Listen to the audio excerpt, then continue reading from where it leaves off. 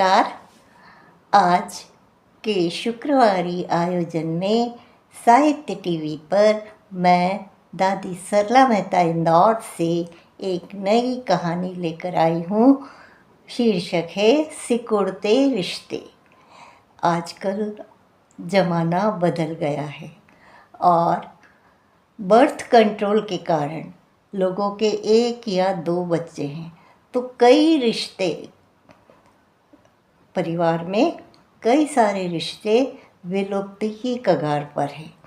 तो इसी भावना को लेकर 2 सहेलियां, बच्चियां हैं, साहिबा और तन्वी।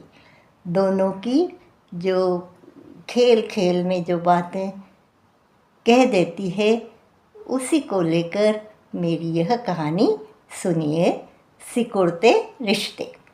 साहिबा और तन्वी छुट्टियां आई नहीं कि कई सपने संजो लेती है।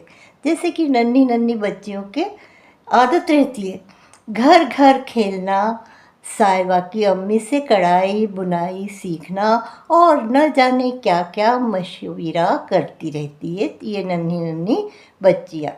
इस बार तन्वी अपनी गुड़िया रानी का ब्याह रचाने का प्रोग्राम बनाती है। साहिबा अपने गुड्डे की बारात में रिश्तेदारों की लिस्ट तन्वी को थमा देती है कि क्या क्या उनको उपहार देना है।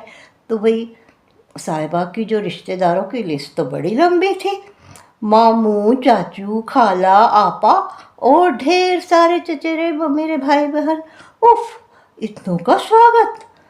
वह अपनी मम्मा से सलाह लेती है।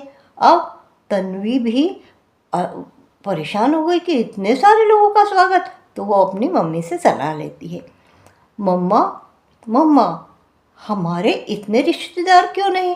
क्योंकि उसको तो पता है कि वहाँ शायद एक आध बुआ या एक मासी, या कभी मासी भी नहीं रहती कहीं कहीं। तो वो अचंभित हो अपनी मम्मी से पूछ बैठती है कि हमारे इतने सारे रिश्तेदार क्यों नहीं है? चाचा, मामा, ताऊ, मौसी, बुआ, फलाना फलाना, बहुत सारे रिश्ते हैं। अब जो माधवी जो है वो निरुत्तर हो सोच में पड़ जाती है। जीव जंतु की कई प्रजातियां विलुप्ति की कगार पर है, किंतु मानवीय रिश्ते नाते भी कितने सिकुड़ गए हैं वो सोचने लगती है। क्योंकि बेटी तन्वी ने जो उसे ऐसा अचानक ऐसा प्रश्न उसके सामने रख दिया, वह भावी पीढ़ियों को लेकर सिहर उठती है। तन्वी भी अकेली संतान है। वह सोचती है काश मेरी भी एक और संतान होती तो तन्वी की घराती लिस्ट में भी कई नाम होते, जैसे कि साहिबा की बाराती लिस्ट में कई रिश्तेदारों के नाम थे। तो दोस्तों, मेरी यह कहानी सिकुड़ते रिश्ते आपको कैसी लगी अवश्य बताइएगा, सुनिएगा और लाइक करिए, कमेंट करिए और शेयर भी करिएगा।